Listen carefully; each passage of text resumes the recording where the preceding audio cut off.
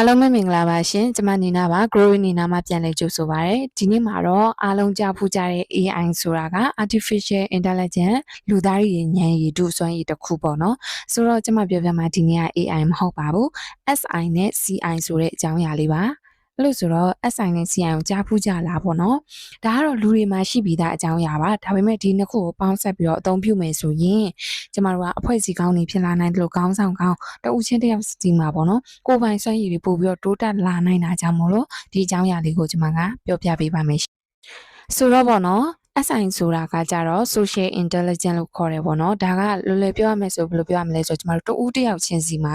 သဘောတဘာဝမတူညီတာရှိရလေနော်ခန်းစားချက်တွေမတူညီတာရှိရသူကကြအဓိကလူတွေရဲ့သဘောတဘာဝတွေကိုနားလည်ထားတဲ့စွမ်းရည်မျိုးလို့ပြောလို့ရတယ်ပေါ့နော်နောက်တစ်ခု CI ပေါ့နော် CI ဆိုတာကြတော့ culture intelligence ကျမတို့ယဉ်ကျေးမှုကတနေရာနဲ့တနေရာမတူဘူးလေနော်တနိုင်ငံနဲ့တနိုင်ငံလည်းမတူဘူးဒီမတူညီတဲ့ယဉ်ကျေးမှုတွေကိုနားလည်သဘောပေါက်ပြီးတော့ရောက်တဲ့အရာမှာလာရောညီထွေပြုတ်နိုင်စွမ်းကိုကျမတို့ကခေါ်ပါတယ်ဆိုတော့ခါကြတော့ဒီနှစ်ခုကိုပူးဆက်အသုံးပြုခြင်းဖြင့်ဘာတွေကောင်းနိုင်လဲပေါ့နော်ကျမတို့ဒါတွေကရှိပြီးသားကိုကောင်းစွာအသုံးချတတ်ဖို့ပေါ့နော်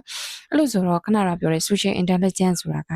ကျမတို့ကဘာနဲ့တူလဲဆိုရင်ကျမတို့ခဏတော့ပြောသလိုပဲ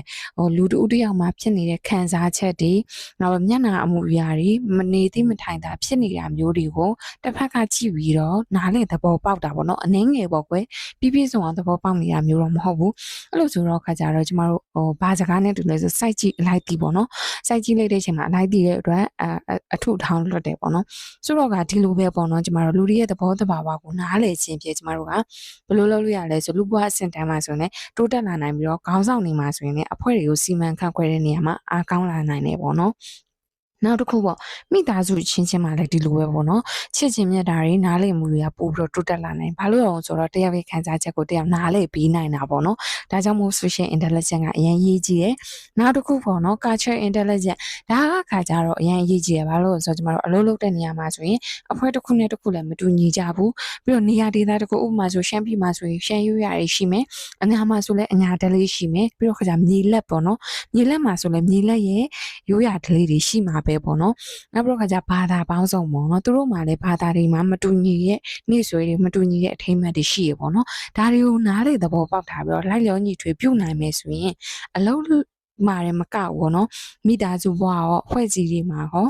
ခေါင်းဆောင်ကောင်းတွေပေါ်ထွက်လာနိုင်တယ်လို့ကျမတို့ကအဖွဲ့အစည်းကောင်းတွေလည်းဖြစ်လာနိုင်ပါတယ်ဒါကြောင့်မို့လို့ဒီရဲ့ခဏတော့ရှိပြီးရတာပေါ့နော် social intelligence ရဲ့ culture intelligence ရဲ့ကိုပေါင်းဆက်ပြီးတော့ခါကြကျမတို့ဘဝတွေတိုးတက်အောင်လုပ်နိုင်တယ်ဆိုတဲ့အကြောင်းလေးကိုဆွေးနွေးတင်ဆက်ပေးခြင်းဖြစ်ပါတယ်ကျေးဇူးပါရှင်